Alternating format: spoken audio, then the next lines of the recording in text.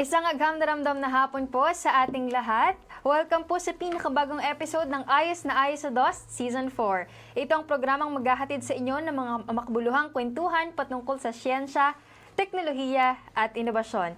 Kayo ay nakasubaybay sa DOS Central Luzon Facebook page, sa Radio Agri 90.1 FM, ang official radio station ng Philippine Center for Post-Harvest Development and Mechanization of PhilMec, at sa Access Network Community Channel. Ako po ang inyong lingkod, Lorraine Custodio, ang kasama ninyo tuwing Lunes alas 3 hanggang alas 4 ng hapon para sa ating makaagham na programa. Sama-sama tayo para sa isang oras na punong-puno ng kaalaman hinggil sa mga teknolohiya at inobasyong hatid ng Department of Science and Technology. Ako naman po si Dian Briones, ang makakasama nyo sa ating talakayan. Nandito muli kami, ang inyong weekly dose of knowledge and good vibes. Dito lamang yan sa Ayos na Ayos sa DOS Season 4. So, bago po ang lahat, ay nais po naming batiin ng isang makaagham na hapon ang kagalang-galang naming Regional Director sa DOS3 Central Luzon, walang iba kundi si Dr. Julius Cesar V. Sicat. Good afternoon po, RD. Isang agham-daramdam na hapon din po sa aming mga Assistant Regional Directors, ARD for Technical Operations, ARD Romy, ARD for Finance and Administrative Services, ARD Belen, and ARD for Field Operations, ARD Maricel. So sa amin din pong mga provincial directors, pati na rin po ang lahat ng staff ng Regional Office and PSTOs ng buong DOST Central Luzon, isang makaagham na hapon po sa inyong lahat. Binabati rin po namin ang buong DOST Central Luzon S&T Promotion and Communication Unit under the leadership of PD Lady Mel B. Sicat. Hello po, SciCom team. And isang agham na ramdam na hapon din po sa lahat ng bumubuo ng PhilMec sa pangunguna ng kanilang Director 4 na si Dr. Junicio G. Alvendia. Hello po, Director, and hello rin po sa buong team ng Radio Agri. Nais din po naming batiin ang Access Network Cable TV na katuwang po natin every week. Pati na rin po sa lahat ng nakikinig at nanonood sa atin na ngayon. Isang agham na ramdam na hapon po sa inyong lahat. So, ayun po, last week ay naging very exciting yung topic natin kasi very friendly yung ating innovation naman talaga. So, nakasama natin last week si Engineer Jeremy C. De Leon ng Jeremake at pinakilala niya sa ating lahat ang kanyang innovation which is yung microscope. So, talagang napaka-witty na mga pangalan. Very Gen Z yung atake, no? Sa pagpapangalan pa lang ng company and ng mismong innovation ni Sir Jeremy C. De Leon. Ang microscope po ay isang portable keychain microscope kasi maliit lang po siya na pwede siyang ilagay or it can be placed in front of the camera ng smartphone, ng tablet, and even laptop. At maaari po itong kaya niyang i-magnify yung mga organism or specimen from 125 times up to 400 times. So, can you imagine na isang bagay, ma-magnify niya ng 125 na beses hanggang 400 na beses yung isang specimen or organism na ipinakita pa nga, dinemo pa nga mismo sa atin ni Sir live last week at kitang-kita natin from that na very user-friendly siya na kumbaga mula bata hanggang matanda ay kayang-kaya talagang gamitin yung technology na ito or innovation na ito. Yes, tama ka dyan, partner, and very affordable din nga yung microscope na ito, di ba? Dahil kung ikukumpara mo ito sa isang full-blown na microscope and accessible din siya dahil bukod sa matatagpuan po ito sa iba't ibang mga physical stores ay pwede rin po itong i-check out via various online marketplace platforms. And tama nga, partner, sabi mo, di ba, napakadaling gamitin kanina. And oo, napakadali nga dahil dinemo nga sa atin ni Sir. Parang napakabilis lang din. Parang may ginanon lang si Sir. May kinlip lang. Yes. Tapos nilagay niya lang yung specimen. Tapos nakita na natin na yung parang yung isang langgam lang ata yun, biglang lumaki na sa ating view. So, napaka-useful, napakaganda po talaga nitong microscope. And alam mo, partner, natuwa talaga ako sa motto nung company nila, which is yung Jeremake nga. Dahil sabi nga ni Sir, their goal is to make everyone a scientist. Wow, yes. Parang napaka-inclusive, di ba? And syempre, maraming proseso yung dinaanan nun bago naging ganon ka ganda, ganon ka user-friendly, ganon ka innovative yung technology na yun. So for this week naman po ay syempre, hindi natin nahayaan na yung maging topic natin ay hindi ganon ka-relevant. Of course, gusto natin kapantay ng relevance ng mga topic natin before yung Relevance ang topic natin ngayon. So, sa bansa natin na madalas dagsain ng mga bagyo at iba pang mga sakuna, napakahalaga po ng pagkakaroon ng malinis na inuming tubig. Sabi nga nila, hindi mo kayang mabuhay ng matagal na solid, na kumbaga hindi ka masustain ng solid food lang. Pero kumbaga kaya kang masustain kahit papaano ng water. Kumbaga mas kaya kang isustain ng water ng mas matagal kaysa yung solid food. So higit na mas importante pa ito sa mga kababayan nating nakatira sa mga remote areas na hindi ganun kadali para sa kanila yung accessibility ng potable water. Kaya naman may team sa DOST Industrial Technology Development Institute or DOST-ITD na nagdevelop ng isang portable, manually controlled at solar-powered na emergency drinking water system. So, from word na solar-powered, no, alam natin na napaka-relevant nito ngayon dahil nga sa ongoing energy and oil crisis because people are continuously finding ways para ma-harness yung energy through alternative means and isa na nga rito yung renewable energy and specifically yung solar energy. Yes, tama ka dyan, partner. And I'm sure yung mga viewers natin narinig nila solar energy, wow, ang tubig. Siyempre, sa atin, napaka-importante ng mga bagay na yun. So, yung na-excite na talaga ako sa topic natin for today's episode. Kaya naman, kilalanin na po natin yung makakasama natin ngayong hapon para sa makaagham nating talakayan. She is a highly accomplished chemical engineer with a master's degree in environmental engineering and a former DOST scholar, both at undergraduate and graduate levels. She is renowned for her expertise in industrial environmental management and sustainable technology development. And she has over 15 years of experience in pioneering research and practical applications aimed at promoting resource efficiency, cleaner production, pollution control, and water and wastewater management.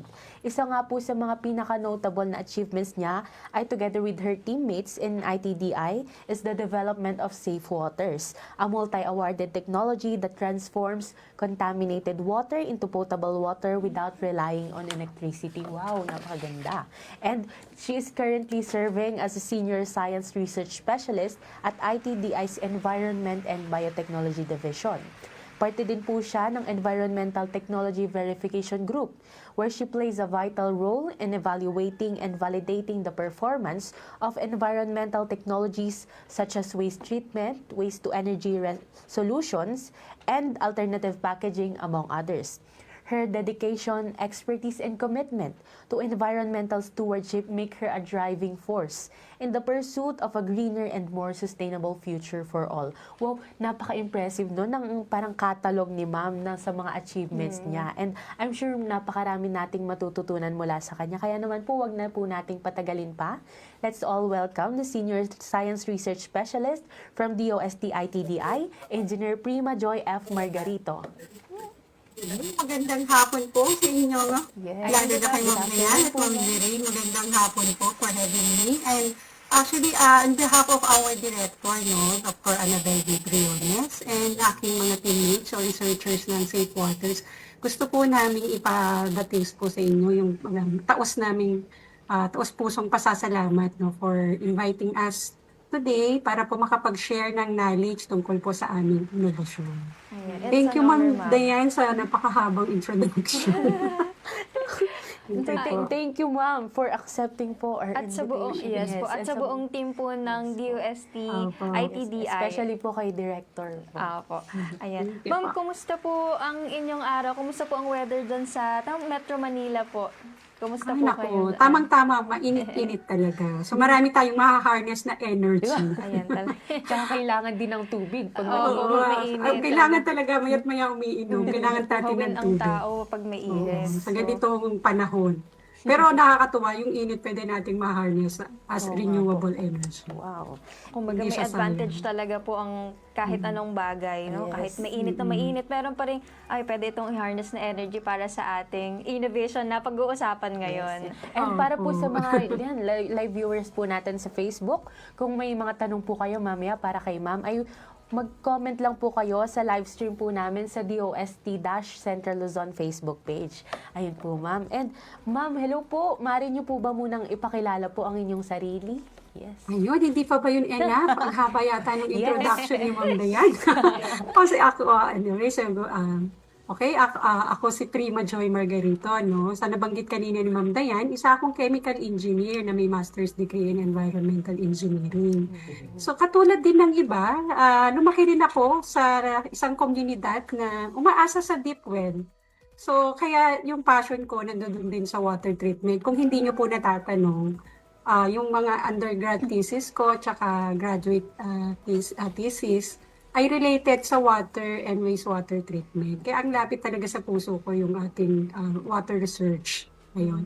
Sa kasalukuyan, isa nga akong senior science research specialist sa IPDI at kabilang ako dun sa division na nagkakandak ng mga pananaliksik or research sa mga environmental protection, sa water and wastewater treatment, cleaner production, and among others. Ayun.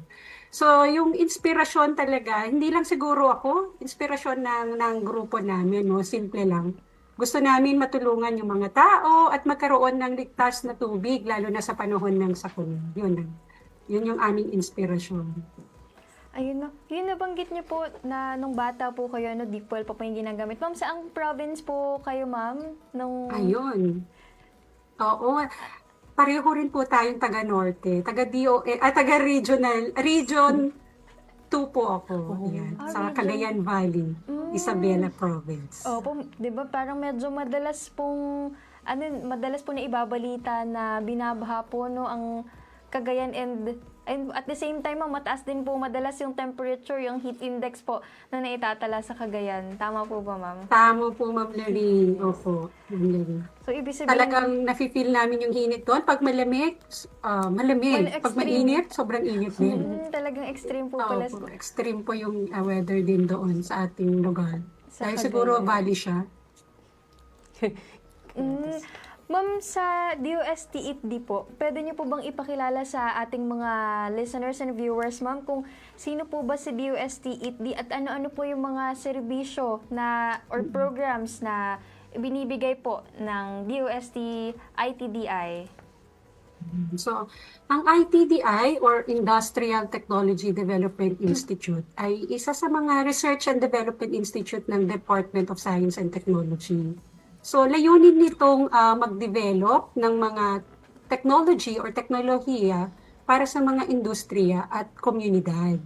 So, mula sa food processing, material science, chemicals and energy, packaging, hanggang sa environment and biotechnology. So, may mga technology siyang na-develop sa mga areas na yan. So, sa madaling salita, ang ITDI ay gumagawa ng solusyon. Hindi lamang sa negosyo, hindi lang para sa negosyo, kundi para sa kaligtasan at kalusugan ng tao. Ayun. So, isa sa mga pangunahing focus ng ITDI, itong tatalakayin natin ngayong hapon na ito, ay ang water treatment. Kasi ito yung may direktang epekto sa tao, or public health. Ibig sabihin, medyo related po siya sa health or sa environment. Tama po ba yung mga developed technologies po ng ITDI? Opo, ma'am. Opo. And sa communities din po, ma'am, nakafocus din. Tama po. Industry and community, sabi nga ni ma'am. Yun nabanggit nga ni ma'am na isa po yung water sa mga parang main focus nila. And isa na nga po dito yung magiging topic natin yun, which is yung safe waters. Ano po ito, ma'am, yung safe waters, and paano po ito gumagana? Ayun. So, paano nga yung safe waters, no? Gusto ko pong i-introduce sa inyo yung safe waters. Yung safe waters, siguro sa mga hindi pa nakakaalam at hindi pa nakakabasa tungkol nito, isa itong mobile and solar-powered water disinfection system. Kaya nitong gawing ligtas at malinis ang tubig mula sa tubig baha, ilog, or mga water galing sa poso, or anumang fresh water sources. So, natatransform niya yung contaminated water into potable water gamit po yung tatlong bahagi nito. So, ang una, meron siyang bahaging chemical treatment or chemical treatment reactor. So, dito sa bahaging ito, dito natatanggal yung malaking porsyento ng pollutants or dumi gamit ang chemical. So, kapag hinalo natin yung chemical, yung mga suspended solids or yung mga maliliit na mga solids na nakikita natin sa maruming tubig, nagkukumpul-kumpul iyon at nagdidikit-dikit. Kapag nagkumpul-kumpul siya at nagdikit-dikit siya, mas madali na lang siyang matanggal dahil ito ay magsisettle sa baba. So dito sa chemical treatment nito, natatanggal din niya yung mga heavy metals, contaminants. Ano?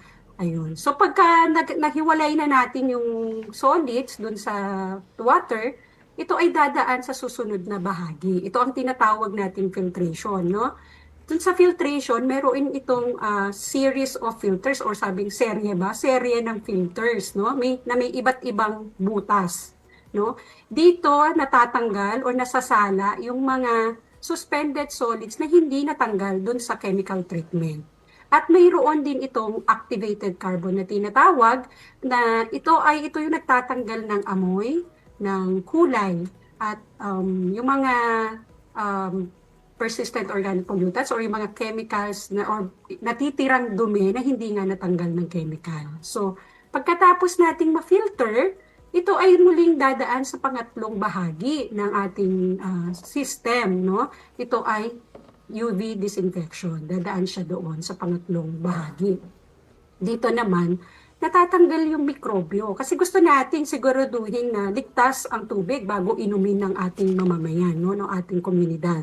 No? So pag napatay po niya yung kanyang microorganism, maiiwasan natin yung mga sakit ng dulot ng mikrobyo, no, sa tubig, which is yung mga diarrhea, cholera, ganyan. So pagkatapos, ayun po, sinabi ko kanina solar powered, no? So dumaan siya sa tatlong stages, bahagi, at nagiging potable water ito. So, ang gaya ng sinabi ko, ang safe water is solar-powered, no? So, gumagana ito gamit ang sinag ng araw. So, hindi kailangan ng electricity, no? So, sa loob lamang ng 9 na oras, nakakapagbigay ito ng 2,000 liters ng tubig, na malinis na tubig, no?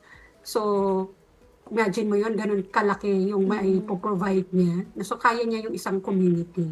At hindi lang dyan, no, bukod pa riyan, ito ay, ang kanyang operating cost ay napakamura. So, kung iisipin niyo po, 4 cents lamang kada litro, no? Kung nai-imagine niyo po yung isang, yung blue na container, yung binibili natin sa water refilling station. So, hindi ko to kinukumpara doon. Inire-reference ko lang yung cost, no? Magkano yun? Mga 30 pesos, 25 to 35 pesos yata yung isang ganun, isang galon, isang blue na container. So ito, ang ating operating cost ay 4 cents per liter. So kung imumultiply natin yun sa 25 liters, so magbibigay lamang siya ng mga around, ano ba yun? Parang nahirapan sa mata, no? So mga, wala, 1 peso lang, di ba? 1 peso. Ganun siya kamura. So, ibig sabihin, no, itong safe waters namin, sa maliit na halaga, makakapag-produce na tayo ng malinis na tubig para sa ating komunidad. So, yun po yung safe waters at kung paano po siya gumagana. Wow. Talaga napakalaking tipid, no? 4 cents per liter. Ma'am, yung sa nabanggit niyo po, yun nga po, diba po, ulitin ko lang po yung sinabi ni ma'am na dumadaan po sa 3 main process. Una po yung chemical treatment, kung saan literal po na lalagyan na, may chemical po na ilalagay. Tapos, yun po yung magiging treatment natin. And yung mga suspended solids nga sabi ni ma'am ay yun yung magkukumpul-kumpul and masususpend sa baba. And next po na process ay yung filtration, kung saan meron pong iba't ibang stages ng filtration. And lastly po yung UV disinfection. Ma'am, tanong ko lang po sa process po ng filtration, nasa ilang filters po yung pinagdadaanan po niya. Kasi ma'am, merong mga refilling station na kikita ko po, parang way of advertising nila na napakaraming filtration na kumbaga binibigyan talaga nila ng count kung ilang filters po yung ginamit nila para mapatunay, para kumbaga i-prove na kumbaga dito kayo bumili.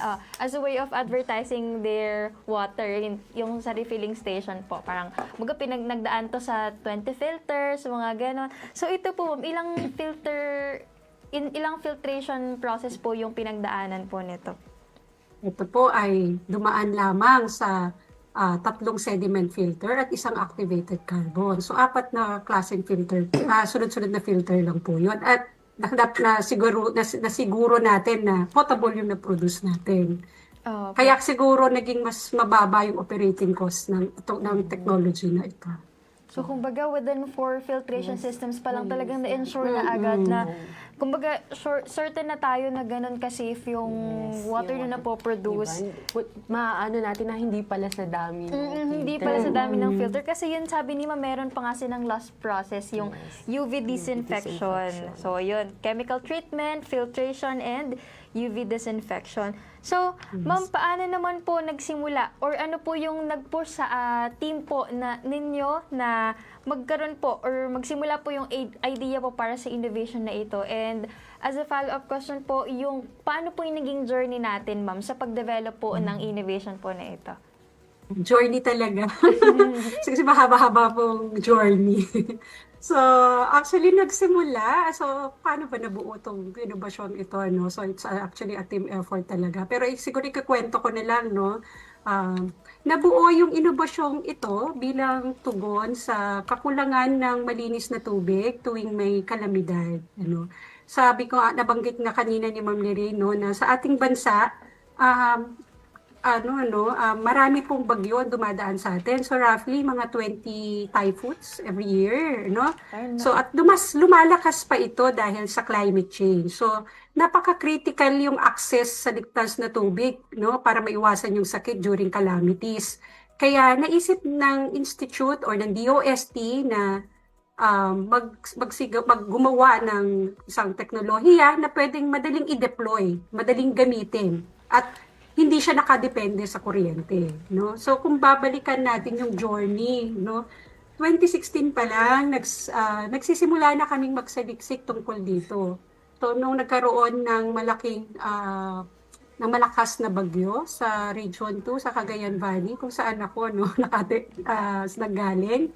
So kinailangan naming magbigay ng agarang solusyon. So at that time, mano-mano pa yung proseso. So, gamit lamang ang isang balde, chemical, napili namin chemical nung time na yon, at isang stick, no? At isang katsa. So, yung katsa, yun yung ginamit na pang-filter. So, imagine mo, at that time, na-realize namin na kahit na during emergency pala, kasi posible pala yung makadevelop ng emergency treatment ng tubig, no? Kahit sa simpleng paraan. Ayun. So, yun yung nag-start.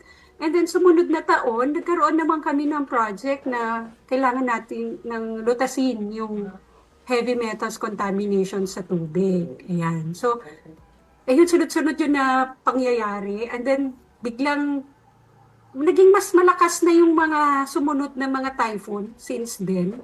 Kaya parang mas lalong naging malinaw sa amin na kailangan ng mas matibay na solusyon sa kawalan ng tubig during calamity. So gamit yung natutunan namin sa treatability studies, yung expertise po ng mga researchers, nabuo po namin yung tinatawag na Emergency Disinfection System. So EDS, yan po yung kauna-unahang pangalan ng Safe Waters. So, Emergency Disinfection System. From the word emergency, kasi ang layunin nito ay makapagbigay ng malinis na tubig tuwing may kalamidad. Pero kalaunan, nakita rin namin na pwede rin pala siya sa mga liblib na lugar, dun sa mga remote areas. So, doon nagsimula yung paglalakbay ng teknolohiyang ngayon ay tinatawag na natin Safe Water. So, ayun po yung naging journey. Very short journey since 2016. Gaya ng sabi ni Ma'am, nabanggit niya Ma'am na nasa 20 plus po yung bagyo na tumatama sa Pilipinas sa buong taon. Opo, halos nauubos po yung alphabet natin from A to kung saan umaabot W.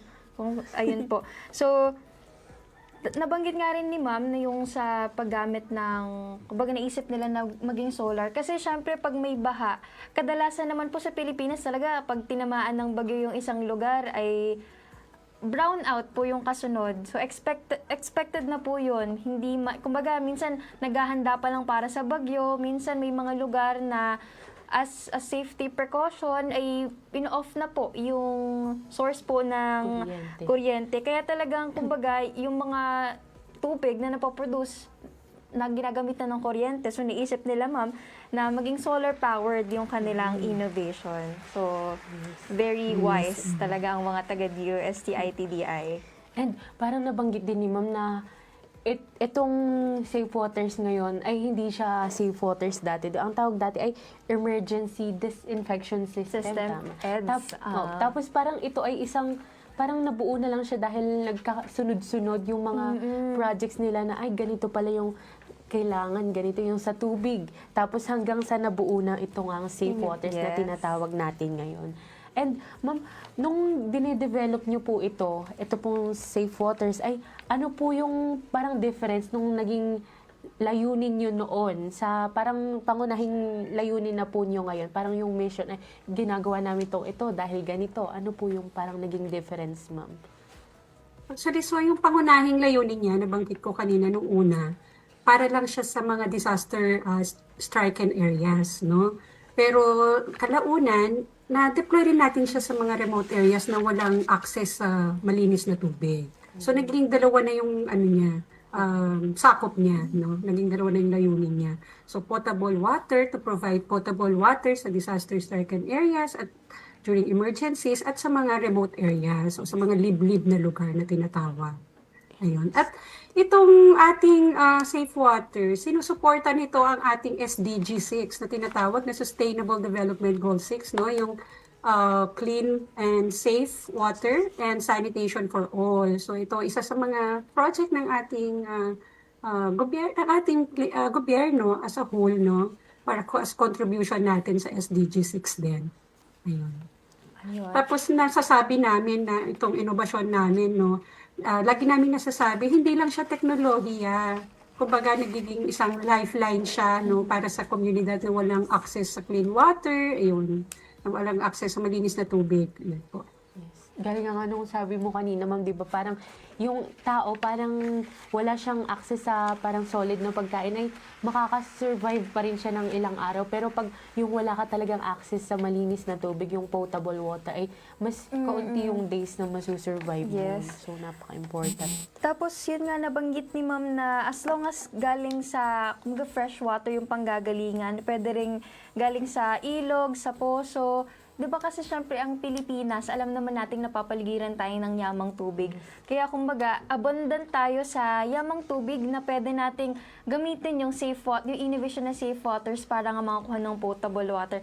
Kasi kahit naman marami tayong sources ng tubig or ng yamang tubig, marami tayo sa paligid, kung hindi naman siya potable, so paano rin natin siya mako-consume or paano magagamit para sa araw-araw nating buhay, lalo sa pag-inom natin ng tubig. And ayun, in terms of ma'am, sa limitation po ng ng resources ng water, ma'am, hanggang saan lang po or hanggang yung pwede po nating pagkuhanan na water? Kasi nabanggit niyo rin po, tama po, pwede pong kumuha sa ilog, sa ilog, pwede rin pong manggaling yung water natin. Hanggang saan, ma'am, yung limit na pwede pong maging source ng water na ilalagay po natin sa Safe Waters?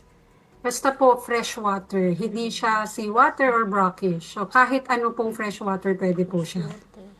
Ayun. So yung mga sasapa, actually kung nakapag-treatability kami gamit na tubig galing sa kanan. Okay naman po yung results din. Yun. So, basta tubig baha. So, kung imagine nyo na lang po yung tubig baha na parang very turbid, may mga soil, yun po. So, na-try po natin yun. Lawa, na-try din natin sa creek, ayan, sa ilog, surface water ng ilog. Basta po, kahit po basta fresh water, wag lang po brackish and seawater. Mami, nabanggit niyo po yung sa baha. Di ba po sa Pilipinas, yung pag meron pong wiwi ng daga or sa leptospirosis, ma'am, kaya pong ma-filter po na gamit po yung Safe Waters? Kaya po sa combination po ng treatment natin. Oh, ang galing. Ang galing. Ma'am, in terms of naman po, optimization and design po na features po ng Safe Waters, paano po siya na-optimize yung design po natin para po sa mga remote or climate-stricken areas or mga madalas pong tamaan ng iba't ibang disaster? Ayun. So kapag yung nagde-design po yung aming team, so kino-consider natin yung ano talaga yung kailangan ng tao. So itong si Waters, optimize po yung design dahil po gawa po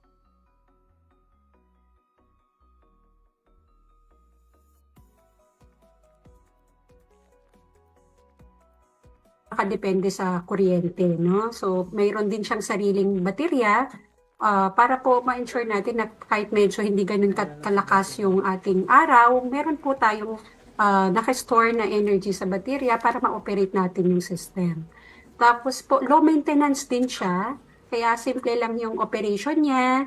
So, madali siyang gamitin ng komunidad, no? So, yung disenyo natin sa Safe Waters, po, ginawa po natin siya para sa practicality.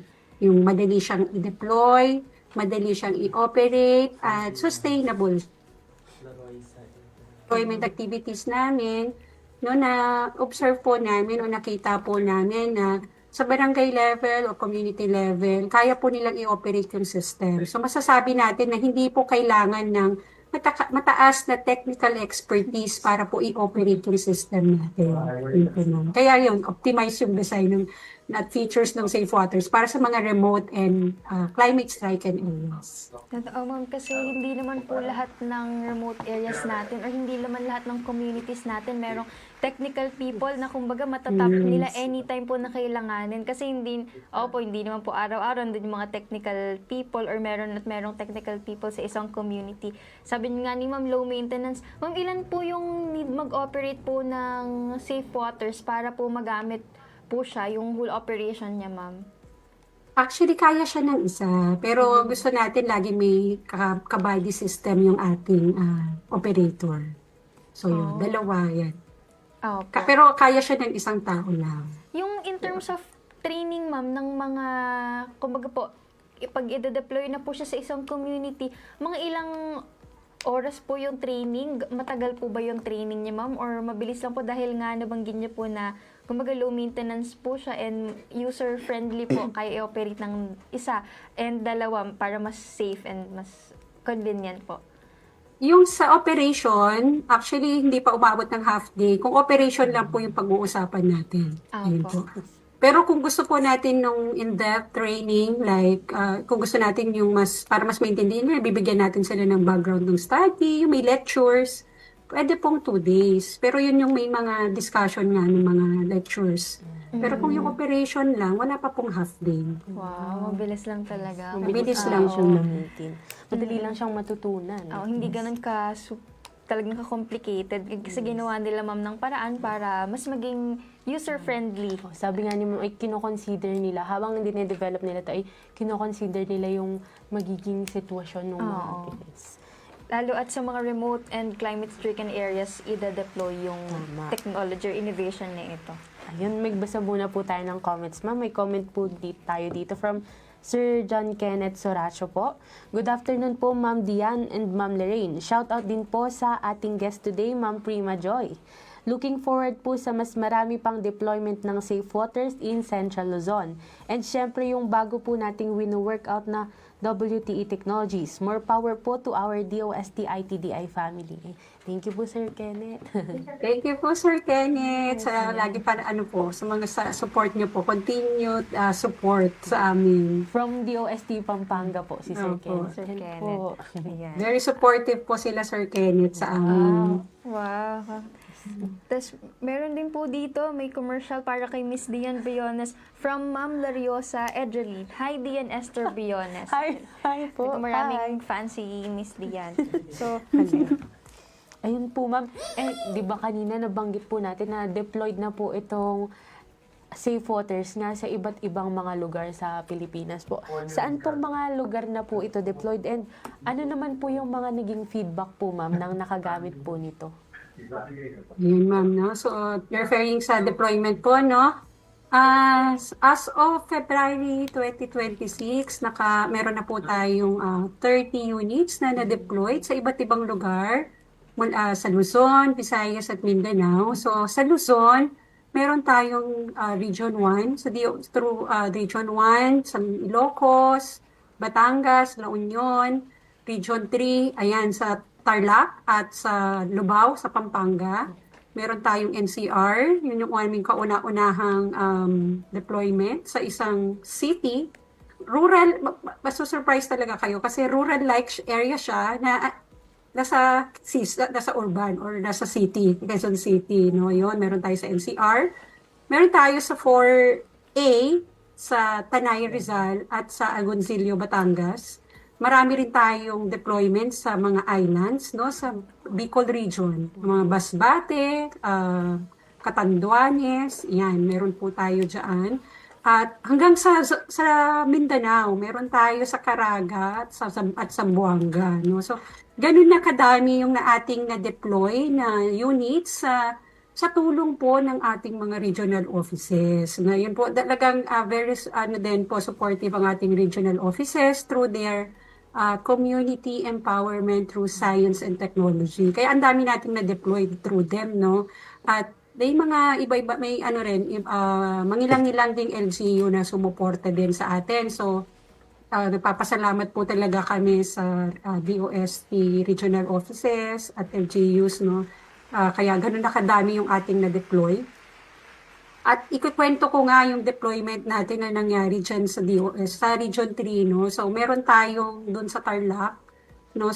Yon, thank you po sa ating director, kay Director Julius Sicat, no? Sa pagpondo sa ating proyekto na ginawa natin noon sa Tarlac, no? Through PSTO office, PSE office, no, through under ni Ma'am Karen Dali. So thank you din kay Ma'am Karen at sa kanyang mga staff, kila Ma'am Christina, no.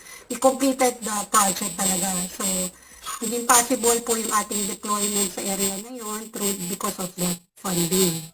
So, natutuwa kami na nagkaroon kami ng deployment doon kasi nakita namin, ito yung sinasabi ko po sa inyo, ma'am, na nakita namin na pwede pala din itong technology para sa mga remote areas o liblib na lugar. Kasi na-deploy po natin siya doon sa mga IP communities natin. Yun. So, napatunayan natin na pwede din pala siya doon. So, yun po, very thankful kami, no? And then, kung ano po yung mga feedback ng mga nakagamit, ito yung hindi namin matatawaran. Kasi, during deployment, no, makakaiyak ka talaga. Hindi ka makakaiyak pero nakatawa ako, no. So, pero actually, during deployment, nakita natin marami pala tayong kababayan na walang access, may tubig pero hindi siya potable. So, alam mo yun, tapos kailangan pa nila maglakad ng pagkalayo-layo para lang makapag-collect ng tubig. So, yun, na very thankful ako kay Lord na nakasama rin ako sa team namin para po maging isang instrument para po makatulong sa ating mga kababayan, no, through this innovation. So habang nakikita ko po yung mga tao doon, tapos alam mo yung thankful nila na parang nagbigay ka ng pag-asa sa kanila na pwede naman pala magkaroon sila ng source ng sariling na isang mapagkukuhanan ng malinis na tubig through this technology. So nakikita mo yung ngiti nila, yun po. So parang napaka-malaking ginhawa po yun na sa pakiramdam, no, na makita yung kanilang positive feedback sa ating technology. Tapos doon po din po sa mga rural areas na napuntahan din namin na nagsabi talaga sila na very thankful sila na nagkaroon sila ng sariling source ng malinis na tubig. Ayun po. Yun ang ating mga feedback po ng mga nakagamit na. And then dun sa mga disaster-stricken areas, katulad ng mga maliliit na islands, no, napuntahan po ng aking mga teammates noon, no, kung ilang oras natatawirin mo yon para lang makarating ka dun sa area. No? So imagine mo, wala silang mapagkuhanan tubig kung galing pa sa mainland yung kanilang tubig. So titipirin nila kung ano yung meron sila na tubig. No? Tapos dahil mahal din siya. Tapos malayo pa bago sila makakolekta o makakuha. Ayun po. Yun. Minsan po talaga may mga bagay na natitake for granted natin pero para sa iba talaga, kumbaga yun pala yung buhay nila. Kaya mas nagkakaroon ng deeper meaning yung work na ginagawa natin. Kaya thank you rin po ma'am sa inyong mga initiative and innovation na ganito ng inyong team para po sa ating mga community na hanggang ngayon ay wala pa pong access or enough access for potable water. And napakahalaga rin na dahil dati nga, di ba, nag-start lang po ito as yung parang sa mga, as a response sa mga disaster na stricken areas. Pero ayun, parang ang ganda na isip din na para perfect din ito sa mga nasa remote communities kasi ayun nga, hindi rin ganun ka dali yung access nila sa malinis na tubig. So, ayan, napakaganda po talaga, ma'am, ng initiatives po ng ITBI, ng Safe Waters po na ito. So, in terms naman po, ma'am, meron pong mga existing na water disinfection systems na ginagamit na rin po sa ibang remote areas and also sa mga madalas pong tamaan ng calamity. Ano naman po yung pinagkaiba ng Safe Waters sa sa existing water disinfection systems? Ito po lagi yung tinatanong talaga, no, kapag nagde-deploy talaga kami. Yung Safe Waters ay kakaiba dahil ito ay solar mobile. Pwede natin itong dalhin kahit saan, kahit sa liblib na lugar o kung saan nangangailangan. Solar powered siya, so hindi siya nakadepende sa ating grid or electricity. Kaya pwedeng gamitin siya kahit sa liblib nga na lugar, no. So yun yung kanyang difference kasi yung ibang systems naka-stationary lang siya. So ito solar and mobile. And then napakamura ng ng kanyang operating cost. Nabanggit ko kanina, no, 4 cents lang per liter. So imagine mo yun, 'di ba? Doon pala ang laki na ng difference niya sa mga existing water disinfection system. And then kasi sabi ko nga kahit 4 cents lang, panigurado meron ka ng tubig na maiinom na maligtas, no, na malinis. Ayun, tested din ito sa ating na compliant siya or nakakasunod siya sa Philippine National Standards for Drinking Water. So hindi lang yung mga physical contaminants, hindi lang sa microbial, pati rin po sa heavy metals, no, kaya rin po niya itong i-treat. So yun po yung mga kaibahan niya sa disinfection system. So ikukumpara natin siya sa mga other water disinfection system. Ito ay mas practical, mas sustainable, at mas abot kaya ng ating bulsa ang Safe Waters. Ayun. So, pwede rin namang complementary sa existing. So, pero kung sa features, ito yung mga kaibahan niya. Yun po. Hindi lang siya safe, pero cheap water din siya. Pero kung, safe and cheap water na talagang ma-insured tayo kasi sabi nga ni ma'am, pasado sa standards, national standards ng safe water. Tsaka insured din tayo kasi syempre, gawang DOST. Yes, So, tatak DOST. check na agad yan. Ayan. And ano naman po itong mga awards and recognition po na natanggap nitong Safe Waters, ma'am? Ayun, no, sa mga natanggap naming awards and recognition, no, napatunayan namin na yung inobasyon ng Pilipino ay pang world class. Kasi noong 2024, nabigyan po tayo ng opportunity na i-exhibit ito sa Geneva, Switzerland, at naka-receive po tayo ng medal, silver medal. So, sabi na, ito isang prestiyosong exhibit, no, sa global stage. So, may pinaglalaban pala tayo talaga, no, sa ibang bansa, no. Kahit gaano kasimple yung technology natin, pang world class din pala siya. Yun.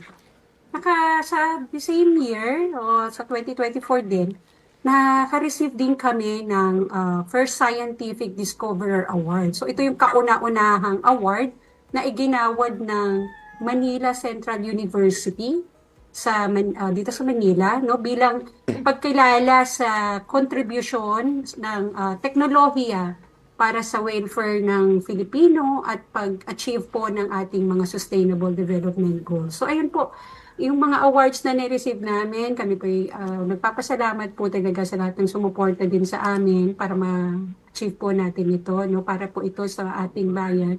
So, ayun, pang world class po yung innovation ng DOST. Ayun. Ayan. Yes.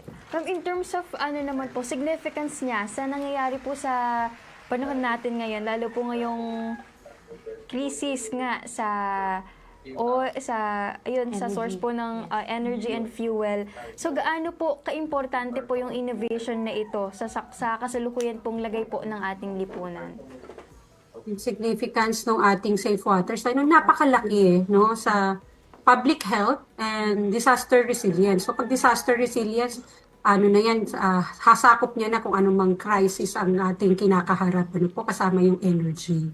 So sa gitna ng sakuna, meron tayong kasiguruhan, no? Kasiguruhan na may ligtas na tubig ang tao, no? Dahil ito, yun yung isang significance ng safe waters, no? So masasabi natin na ang safe waters ay isang konkretong hakbang para sa climate change adaptation and disaster preparedness or crisis preparedness, no?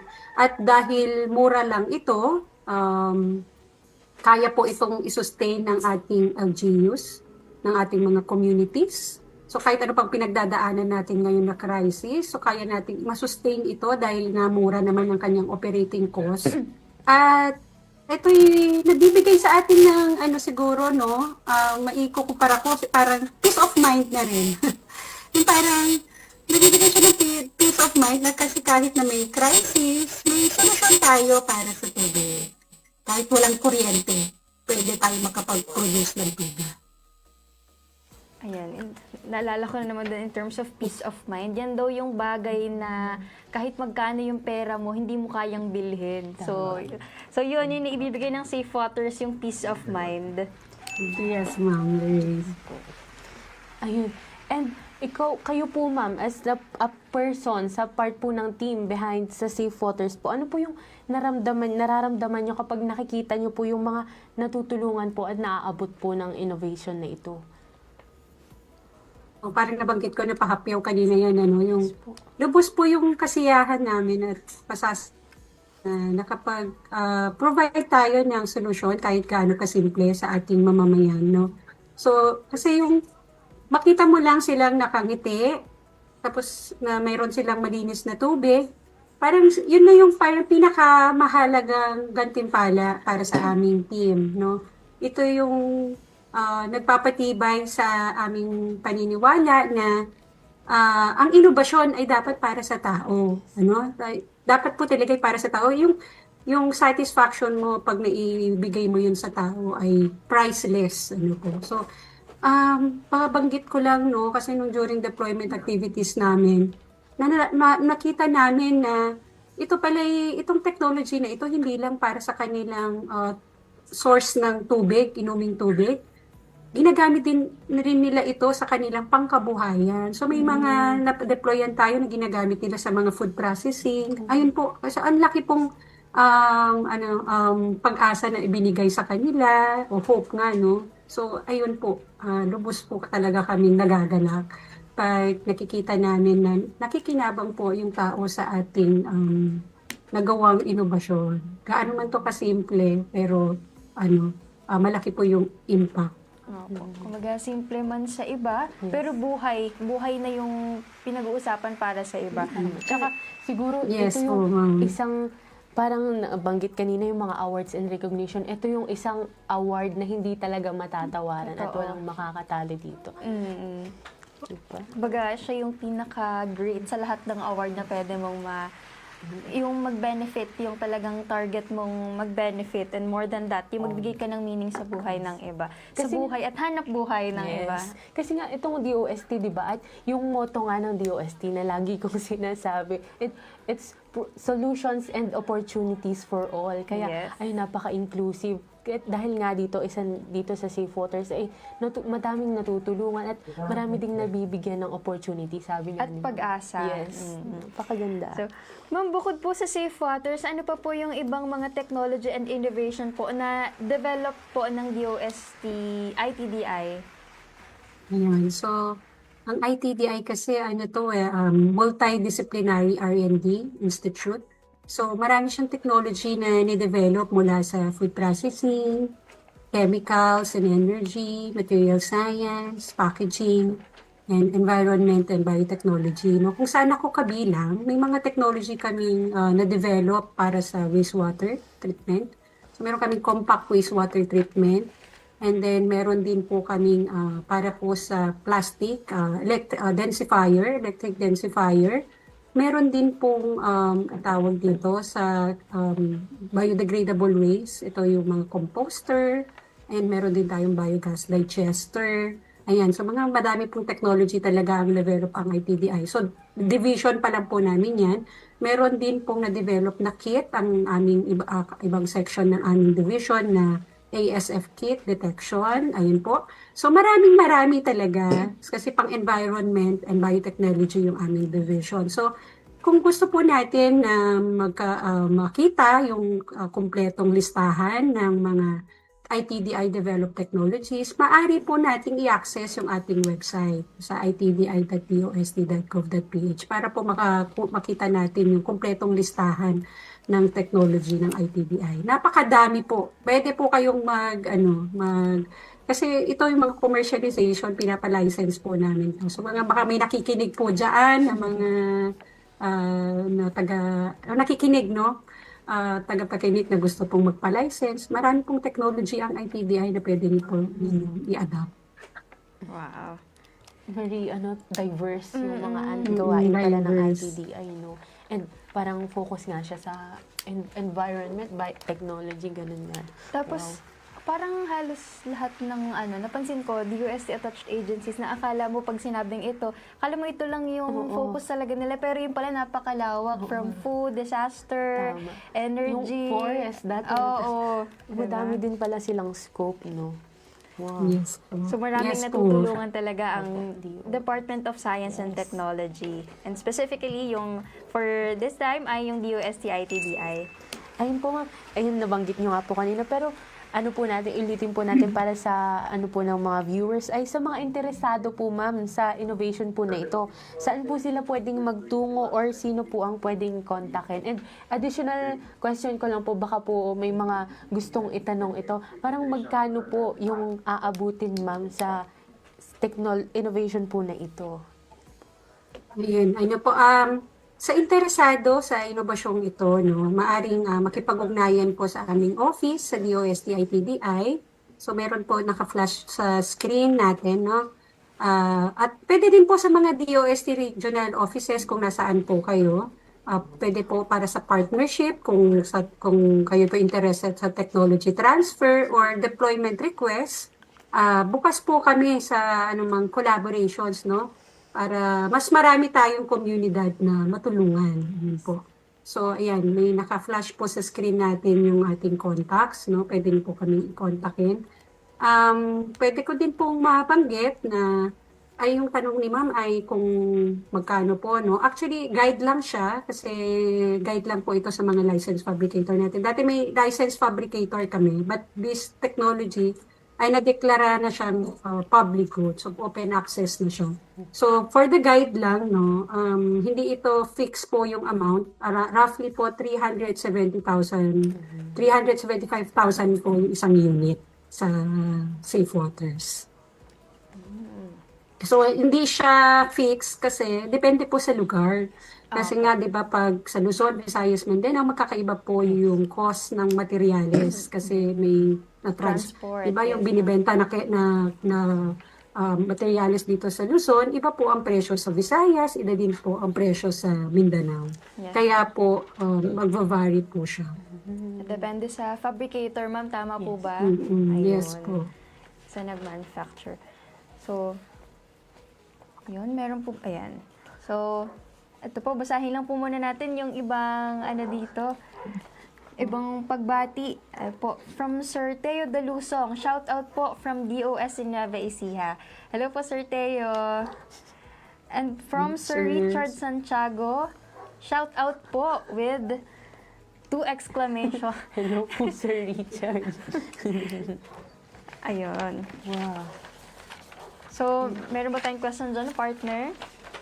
I think Parang naging klaro po sa ating mga Dahil- viewers and listeners yung ating topic. Napaka-clear talaga ng explanation ni Ma'am. At ako, kasi wala naman akong, parang hindi ako from a science background, pero nagigets, naintindihan ko yung mga explanation Kasi ni Ma'am. direct to the point Yes. yung ano ni Ma'am, mga discussion, naging discussion, and very comprehensive. And very, parang may human touch din dahil nalaman natin ganito nga yung mga nakwento sa atin ni Ma'am kung paano siya naantig yung puso niya sa mga natulungan nitong Sa mga beneficiary ng Safe Waters. Wow. So, ayun ma'am, thank you so much po sa pagpapaunlak sa amin bilang aming guest for episode 11. Tama, partner, episode 11 na tayo. So, maraming salamat po sa buong team ng DOST ITDI. And thank you po kay Director po ng DOST ITDI. Baka po meron po kayong gustong batiin, i-shoutout, pasalamatan. And Feel free, i-promote ma'am. po, And ma'am. i-promote, ma'am. Yun. So, syempre, nagpapasalamat po ulit kayo sa DOST3 sa inyong imbitasyon sa amin para po makapag-share ng information tungkol sa aming inobasyon. No? Gusto ko lang siguro magbigay din ng final words regarding sa Safe Waters. So, pero kay Director, shout out po kay Director Annabel Briones po sa aming Director at sa aking mga kasama pong researchers, ayan, si Ma'am Rochelle Retamar, Sir Dante Vergara, Angel. Sasabihin ko na po lahat ng researchers, si Rodelma Perez, ng Ryan Ibarra, Sir Ray, Reynaldo Esguerra, si Sir Ray nag-retire na pero boss talaga namin siya. And si Raymundo Adan po. Yan yung mga ating mga researchers po ng Safe Waters na very proud po. No? So gusto pa ko pong yung pinaka-final words, no? Gusto ko lang i-share na yung Safe Waters po, no, nagkita kasi namin ito, kaya gusto ko lang siyang i-share. So, yung Safe Waters, isa siyang patunay na ang inobasyon dapat nakaugat sa pangangailangan ng tao. Ayun po. So, para mas malaki po yung impact niya pag ganun po yung ating objective. Ayun. Tapos sana maging inspirasyon din po ito sa ibang mga inventors, mga kabataan dyan na gusto pong pumasok sa STEM, no, yung Filipino ingenuity ba, walang hangganan. So, at nakakatulong talaga ito sa ating kababayan. So, yun lang po. Sana maging inspirasyon po ito sa lahat. Yun po. Thank you po ulit sa inyo, DOST3, for having me to represent our team. And thank you so much Thank you din very po, much din ma'am. po, ma'am. Wow. Napakaganda. Thank you po. Napakaganda nun. Ayun. Isang makaagham na talakayan na naman po ang pinagsaluhan natin ngayong hapon and maraming salamat po ulit kay Ma'am Prima Joy. And muli binabati po namin ang lahat ng bumubuo ng DOST Central Luzon, ng PhilMec, ng Radio Agri, ng Access Network TV at ng DOST ITDI. Kasama na rin po ang lahat ng sumubaybay sa atin ngayong hapon. Ang mga kasama po nating nakinig at natuto. Isang agham na ramdam na hapon po sa inyong lahat. Mga kaagham, huwag po natin kalimutang i-follow ang aming Facebook page, ang DOST-Central Luzon sa Facebook, YouTube at TikTok para manatiling updated po sa aming programs and activities, pati na rin po ang Facebook pages ng aming mga PSTOs, ang DOST Aurora, DOST Bataan, DOST Bulacan, DOST Nueva Ecija, DOST Pampanga at DOST Zambales. So paki-invite na rin po ang inyong mga friends na mag-follow po para updated din sila sa mga serbisyong hatid ng DOST Central Luzon. At nais din po namin ipabatid na maaari niyong balikan ang replay ng aming mga episodes sa Radio Agri 90.1 FM PhilMec YouTube channel at mapakikinggan niyo rin po ang mga ito sa kanilang radio tuwing weekend sa Radio Agri 90.1 FM po. At muli maraming salamat sa pagtutok sa ating talakayan. Hatid namin ang iba't ibang serbisyo patungkol sa siyensya, teknolohiya at inobasyon ng DOST. Sa ngalan po ng aming Regional Director, Dr. Julio Cesar V. Sicat, ako po muli si Dian Briones. At ako naman po si Lorraine Custodio, ang nakasama ninyo ngayong hapon sa ating programa. Muli niyo kaming subaybayan sa araw ng Lunes, alas 3 hanggang alas 4 ng hapon sa programang maghahatid sa inyo ng weekly dose of knowledge and good vibes. Sama-sama ulit tayo next week, dito lamang yan sa Ayos na Ayos sa DOST Season 4.